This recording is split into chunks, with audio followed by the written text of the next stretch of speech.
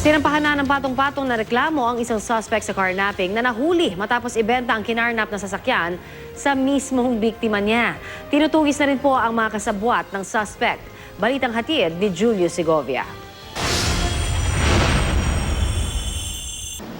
Sa tulong ng Special Operations Division ng PNP Highway Patrol Group, bumagsak sa kamay ng mga otoridad ang carnapping suspect na si Robert Fernandez. Nahuli siya sa entrapment matapos inguso ng biktimang itago natin sa pangalang Kevin. Ang kinarnap kasi niyang Fortuner, sa kanya rin ibinenta. Madaling araw noong July 7, nang cornerin siya ng dalawang armadong lalaki habang ipinaparada ang kanyang Fortuner sa E. Rodriguez Avenue, Quezon City.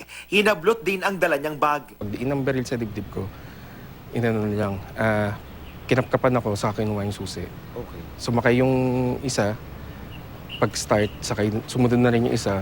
Nitong isang linggo, nakatanggap siya ng tip sa isang impormante na may ibinebentang Fortuner, 800,000 pesos. At ang chassis at engine number nito, pareho ng sa kanya. Kaya nakipag-ugnayan siya sa HPG para sa entrapment.